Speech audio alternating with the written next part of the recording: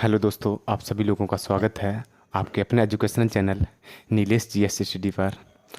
आज का हमारा पहला क्वेश्चन रहने वाला है कि भारतीय रिजर्व बैंक की स्थापना कब हुई थी। 1935, 1936, 1948, 1949। आपका आंसर हो जाएगा 1935। आरबीआई की जो स्थापना हुई थी वो 1 अप्रैल 1935 में स्थापना हुई थी। और आरबीआई का राष्ट्रीयकरण जो हुआ था वो हुआ था 1 जनवरी 1949। यदि आरबीआई की स्थापना की बात की जाए कि आरबीआई की स्थापना किस समिति के तहत हुई थी, तब समिति का नाम हो जाएगा यंग हिल्टन समिति। यंग हिल्टन समिति। आरबीआई के पहले गवर्नर थे ऑसबॉर्न स्मिथ और आरबीआई के पहले भारतीय गवर्नर थे सीडी देशमुख। एक बैंक का नाम सुना होगा नाबार्ड, और नाबार्ड की स्थापना हुई थी 12 जुलाई 1982। और सिडबी की स्थापना हुई थी 2 अप्रैल 1990। सिडबी का मुख्यालय लखनऊ में स्थित है और लखनऊ गोमती नदी के तट पर स्थित है। आपका आंसर हो जाएगा 1935। अगला क्वेश्चन है कि संविधान में मौलिक अधिकारों की संख्या कितनी है। 5, 6, 7, 8। आंसर हो जाएगा 6।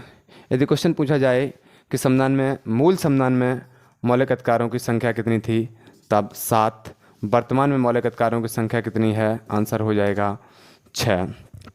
पहला मौलिक अधिकार है समानता का अधिकार, स्वतंत्रता का अधिकार, शोषण के विरुद्ध अधिकार, धार्मिक स्वतंत्रता का अधिकार, शिक्षा एवं संस्कृति का अधिकार, संवैधानिक उपचारों का अधिकार।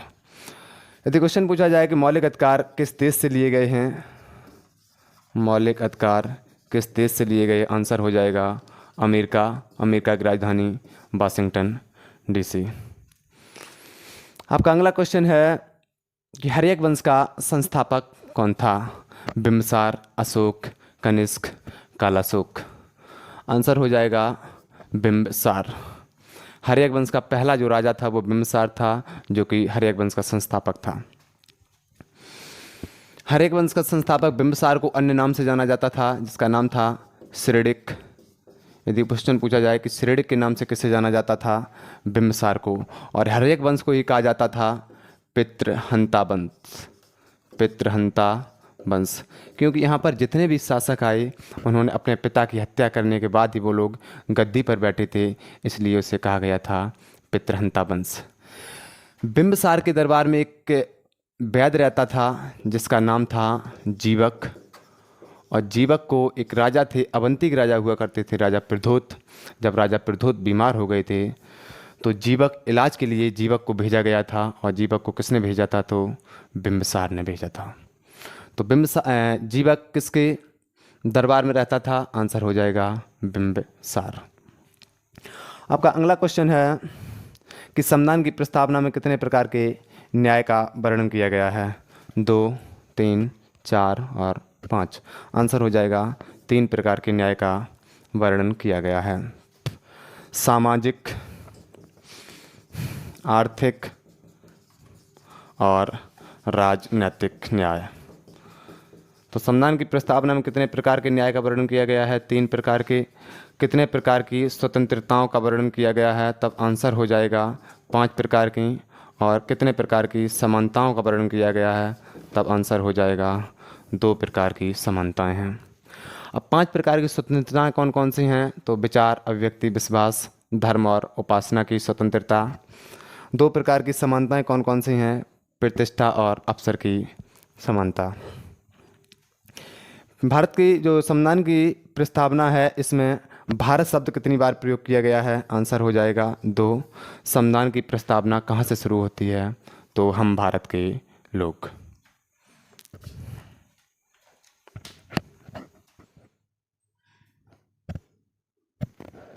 अगला क्वेश्चन है कि भारत का सबसे दक्षिणी बिंदु कौन सा है। किबथू, गौरमती, इंदिरा कॉल और इंदिरा पॉइंट। आपका आंसर हो जाएगा इंदिरा पॉइंट। भारत का सबसे पूर्वी पॉइंट कौन सा है, तब आंसर हो जाएगा किबिथु। सबसे पश्चिमी पॉइंट कौन सा है? आंसर हो जाएगा गौर मोते। और सबसे उत्तरी पॉइंट इंदिरा कौल। और सबसे दक्षिणी पॉइंट इंदिरा पॉइंट। भारत का सबसे पूर्वी पॉइंट किबिथु, पश्चिमी गौर मोते, उत्तरी इंदिरा कौल और दक्षिणी इंदिरा पॉइंट। भारत यहाँ पर स्थित है 8 डिग्री 4 मिनट से 37 डिग्री 6 मिनट, 68 डिग्री 7 मिनट से 97 डिग्री 25 मिनट। अगला क्वेश्चन है आपका कि हड़प्पा किस नदी के तट पर स्थित है? आंसर हो जाएगा रावी नदी के तट पर। और रावी नदी के बाएं तट पर स्थित है हड़प्पा। हड़प्पा की यदि क्वेश्चन पूछा जाए कि खोज किसने की थी, तब आंसर हो जाएगा दयाराम साहनी। और हड़प्पा की खोज कब हुई थी? 1921। एक नाम सुना होगा मोहनजोदड़ो। मोहनजोदड़ो की खोज कब हुई थी? 1922 में। और मोहनजोदड़ो की खोज किसने की थी? राखलदास बनर्जी। राखलदास बनर्जी को कहा जाता है आर.डी. बनर्जी। हड़प्पा पाकिस्तान के पंजाब प्रांत पड़ता है और जो एक ज़िला पड़ता है जिसका नाम है मोंटगोमरी ज़िले में स्थित है। और मोहनजोदड़ो पाकिस्तान का एक प्रांत पड़ता है सिंध प्रांत। सिंध प्रांत के लरकाना ज़िले में स्थित है मोहनजोदड़ो। मोहनजोदड़ो का शाब्दिक अर्थ होता है मृतकों का टीला। आपका अगला क्वेश्चन है कि कर्क रेखा भारत के कितने राज्यों से होकर गुजरती है? तब आंसर हो जाएगा 8 राज्य। टोटल राज्य कितने हैं? तब आंसर हो जाएगा 8 राज्य। पहला राज्य है गुजरात, राजस्थान, मध्य प्रदेश, छत्तीसगढ़, झारखंड, झारखंड के बाद में पश्चिम बंगाल, त्रिपुरा और मिजोरम। ये 8 राज्य हैं जहाँ से कर्क रेखा गुजरती है। ये रहा है ग्लोब। और ग्लोब के जो बीचों बीच से ये रेखा गुजरती है इसे कहा जाता है भूमध्य रेखा या विषुवत रेखा। भूमध्य रेखा को 2 बार काटने वाली नदी कौन सी है? तब आंसर हो जाएगा कांगो या जायरे नदी। 23.5 डिग्री उत्तरी अक्षांश को जाना जाता है कर्क रेखा के नाम से। और कर्क रेखा को 2 बार काटने वाली नदी है माही नदी। माही नदी। 23.5 डिग्री दक्षिणी अक्षांश रेखा को जाना जाता है मकर रेखा के नाम से। मकर रेखा। और मकर रेखा को 2 बार काटने वाली नदी है लिम्पोपो। तो ग्लोब को जो बीचों बीच से जो सी लाइन गुजरती है उसे कहा जाता है भूमध्य रेखा। भूमध्य रेखा को काटने वाली नदी कौन सी है? कांगो या जायरे। 23.5 डिग्री उत्तरी अक्षांश रेखा को किस नाम से जाना जाता है? तब आंसर हो जाएगा कर्क रेखा। कर्क रेखा को 2 बार काटने वाली नदी कौन सी है? माही नदी। 23.5 डिग्री दक्षिणी अक्षांश रेखा को किस नाम से जाना जाता है? आंसर हो जाएगा मकर रेखा। और मकर रेखा को 2 बार काटने वाली नदी कौन सी है? आंसर हो जाएगा लिम्पोपो नदी। आपका अगला क्वेश्चन है कि पहली बौद्ध संगीति के समय शासक कौन था? अशोक, कनिष्क, अजातशत्रु, कालाशोक। तो पहली जो बौद्ध संगीति हुई थी वो 483 ईसा पूर्व में हुई थी। और 483 ईसा पूर्व में ही भगवान बुद्ध को महापरिनिर्वाण की प्राप्ति हुई थी कुशीनगर में। तो पहली बौद्ध संगीति के समय शासक था अजातशत्रु। पहली बौद्ध संगीति के समय, दूसरी बौद्ध संगीति के समय कालाशोक। और तीसरी बौद्ध संगीति के समय अशोक। चौथी बौद्ध संगीति के समय कनिष्क। पहली बौद्ध संगीति कहाँ पर हुई थी? तब आंसर हो जाएगा राजगृह या राजगीर। और दूसरी बौद्ध संगीति कहाँ पर हुई थी? आंसर हो जाएगा वैशाली। तीसरी बौद्ध संगीति कहाँ पर हुई थी? तब आंसर हो जाएगा पाटलिपुत्र। और पाटलिपुत्र की स्थापना की थी उदयन ने। चौथी बौद्ध संगीति कहाँ पर हुई थी? कुंडलवन। कुंडलवन कश्मीर। कश्मीर। पहली बौद्ध संगीति के समय शासक अजातशत्रु, दूसरी के समय कालाशोक, तीसरी के समय अशोक और चौथी के समय कनिष्क। पहली बौद्ध संगीति राजगृह में, दूसरी बौद्ध संगीति वैशाली, तीसरी पाटलिपुत्र और चौथी कुंडलवन कश्मीर। पहली बौद्ध संगीति के अध्यक्ष थे महाकश्यप, दूसरी बौद्ध संगीति के अध्यक्ष थे सावकमीर और तीसरी बौद्ध संगीति के अध्यक्ष थे मोगलीपुत्तिस और चौथी बौद्ध संगीति के अध्यक्ष थे वसुमित्र। और इसमें एक उपाध्यक्ष भी हुआ करते थे जिनका नाम था अश्वघोष, जिसे भारत का हेटे कहा जाता था। आपका अगला क्वेश्चन है, नर्मदा नदी का उद्गम स्थल कौन सा है? जनापाव की पहाड़ी, अमरकंटक की पहाड़ी, दार्जिलिंग पहाड़ी और फुल्लर झील। तब आपका आंसर हो जाएगा अमरकंटक की पहाड़ी। अमरकंटक की पहाड़ी मध्य प्रदेश में पड़ती है और अमरकंटक की पहाड़ी से दो नदियाँ निकलती हैं, नर्मदा नदी और सोन नदी। नर्मदा नदी और सोन नदी का उद्गम स्थल कौन सा है? तब आंसर हो जाएगा अमरकंटक की पहाड़ी। जनापाव की पहाड़ी से नदी निकलती है जिसका नाम है चंबल नदी, और फुल्लर झील से एक नदी निकलती है जिसका नाम है गोमती नदी। गोमती नदी। एक जलप्रपात का नाम सुना होगा जिसका नाम है धुआंधार जलप्रपात। धुआंधार जलप्रपात किस नदी पर है? आंसर हो जाएगा नर्मदा नदी, और नर्मदा नदी पर स्थित है जबलपुर में। जबलपुर जगह पड़ती है मध्य प्रदेश में। एक जलप्रपात है जिसका नाम है दूध सागर जलप्रपात, और दूध सागर यदि क्वेश्चन पूछा जाए कि दूध सागर जलप्रपात कहाँ पर है, दूध सागर जलप्रपात आंसर हो जाएगा मांडवी नदी, गोवा में। तो यहाँ पर जो क्वेश्चन बनने वाले थे वो कौन कौन से थे? पहला क्वेश्चन जो आपका था वो था नर्मदा नदी का उद्गम स्थल कौन सा? आंसर हो जाएगा अमरकंटक की पहाड़ी। अमरकंटक की पहाड़ी किस राज्य में पड़ती है? आंसर हो जाएगा मध्य प्रदेश। अमरकंटक की पहाड़ी से दो नदियाँ निकलती हैं, नर्मदा और सोन नदी। और नर्मदा नदी पर एक जलप्रपात है जिसका नाम है धुआंधार जलप्रपात। क्वेश्चन पूछा जाए धुआंधार जलप्रपात किस राज्य में स्थित है? आंसर हो जाएगा मध्य प्रदेश। किस नदी पर है? तो नर्मदा नदी पर। एक जलप्रपात है जिसका नाम है दूध सागर जलप्रपात, जो कि मांडवी नदी पर स्थित है। और कहाँ पर स्थित है? तब आंसर हो जाएगा गोवा में स्थित है। आपका अगला क्वेश्चन है कि गुलाम वंश की स्थापना कब हुई थी? 1203, 1204, 1206, 1207। आपका आंसर हो जाएगा 1206। मोहम्मद गौरी हुआ करता था और मोहम्मद गौरी का ही गुलाम हुआ करता था जिसका नाम था कुतुबुद्दीन ऐबक। और कुतुबुद्दीन ऐबक के द्वारा गुलाम वंश की स्थापना की गई थी 1206 में। कुतुबुद्दीन ऐबक को ही कहा जाता था लाख बख्श और पील बख्श। लाख बख्श और पील बख्श के नाम से किसे जाना जाता था? कुतुबुद्दीन ऐबक को। कुतुबुद्दीन ऐबक की मृत्यु 1210 ईस्वी में चौगान खेलते समय हो गई थी। कुतुबुद्दीन ऐबक की जब मृत्यु हो गई 1210 ईस्वी में चौगान खेलते समय, इसी का लड़का था जिसका नाम था आराम शाह। तो आराम शाह गद्दी पर बैठा था और उसके बाद में इल्तुतमिश ने एक युद्ध किया था, जूड़ का युद्ध। उसमें आराम शाह को हरा दिया था और गद्दी पर बैठ गया था इल्तुतमिश। इल्तुतमिश की ही पुत्री हुआ करती थी जिसका नाम था रजिया सुल्तान, जिसने भारत के ऊपर 4 वर्षों तक शासन किया था, 1236 से लेकर के 1240।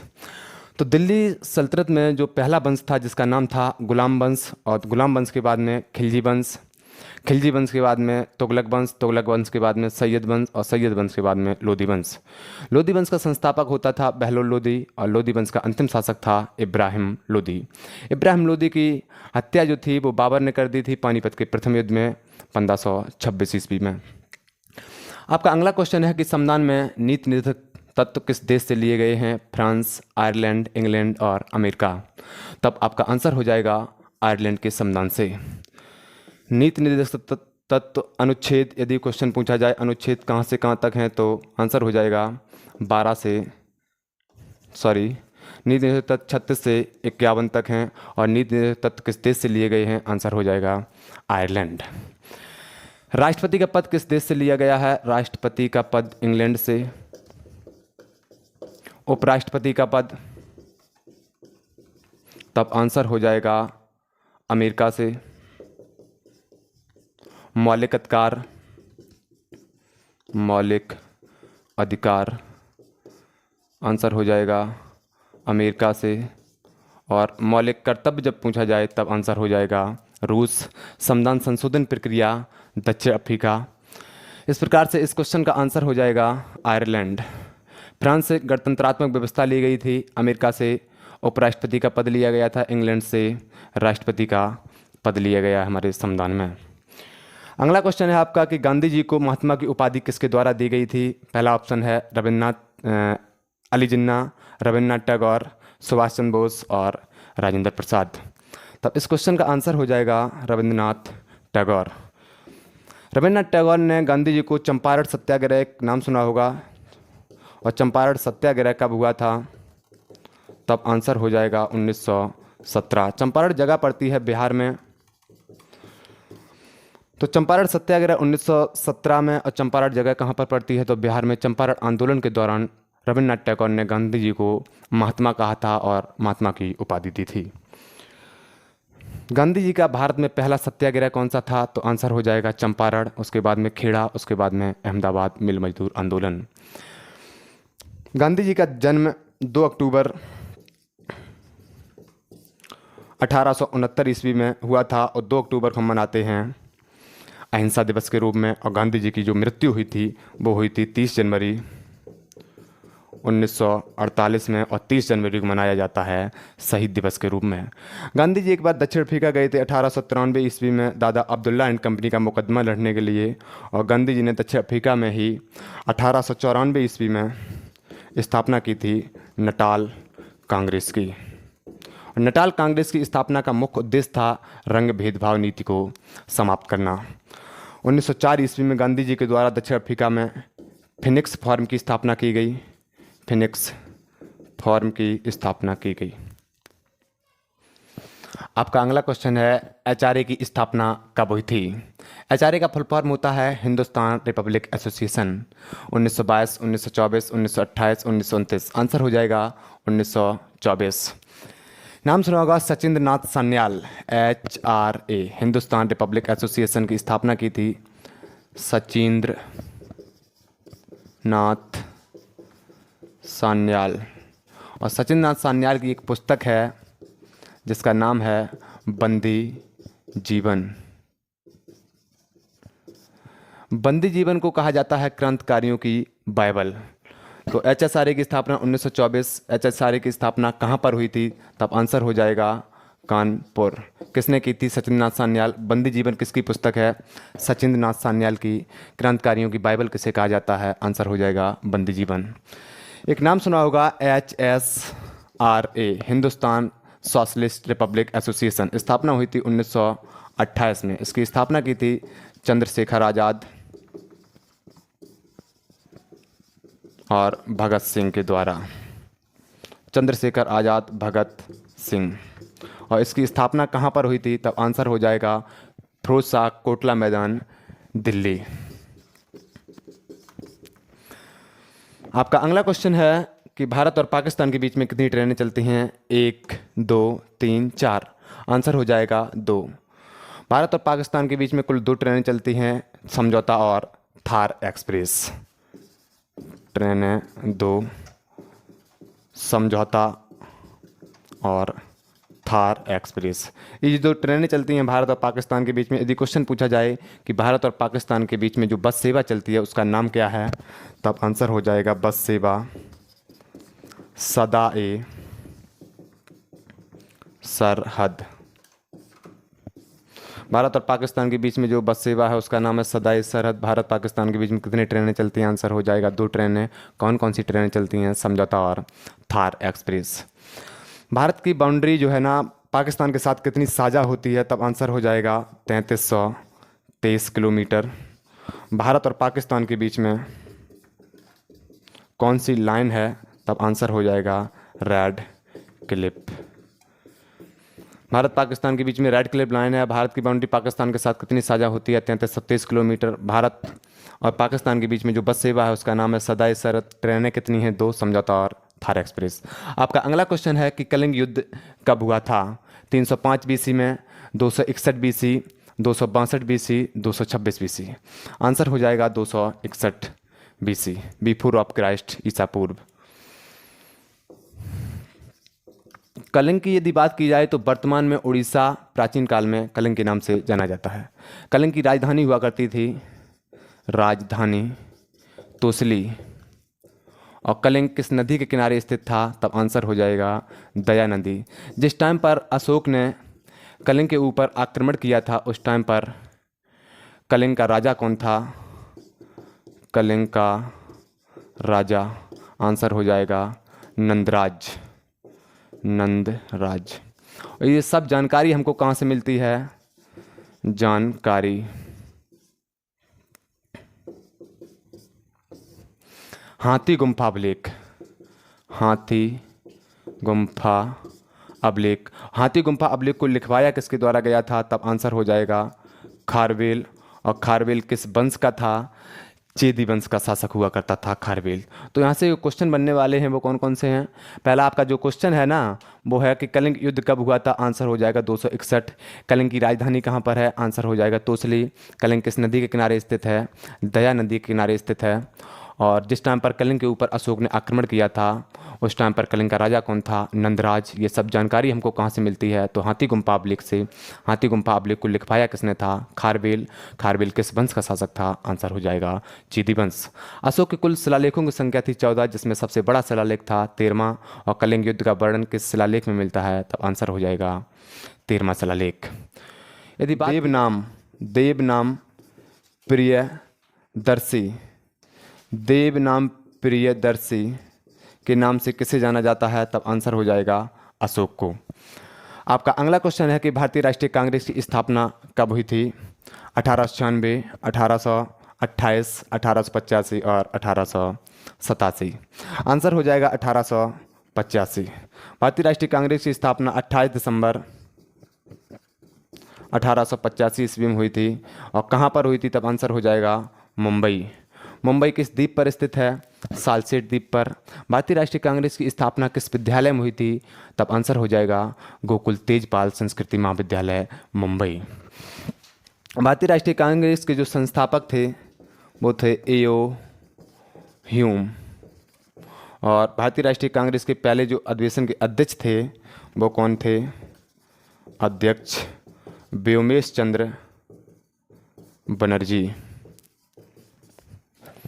1896 में कांग्रेस का अधिवेशन हुआ था कलकत्ता में, जिसकी अध्यक्षता की गई थी रहीमतुल्लाह सयानी के द्वारा। रहीमतुल्लाह सयानी।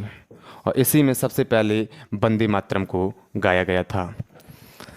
1911 में अधिवेशन हुआ था कलकत्ता में और इसकी अध्यक्षता की थी विश्व नारायण धर। और इसी में गाया गया था राष्ट्रीय गान जनगण मन। भारतीय राष्ट्रीय कांग्रेस की पहली महिला जो अध्यक्ष थी वो थी एनी बेसेंट। एनी बेसेंट ने 1917 में कलकत्ता अधिवेशन की अध्यक्षता की थी। और भारतीय राष्ट्रीय कांग्रेस की जो पहली भारतीय महिला अध्यक्ष थी सरोजिनी नायडू, 1925 में कानपुर अधिवेशन की अध्यक्षता की गई थी सरोजिनी नायडू के द्वारा। इसी के साथ आपकी अगली वीडियो आगे होगी और हमें आशा है कि आप सभी लोगों की चीज़ें समझ में आई होंगी। स्वस्थ रहो, मस्त रहो, ज़बरदस्त रहो। इंकलाब जिंदाबाद। जय हिंद, जय भारत।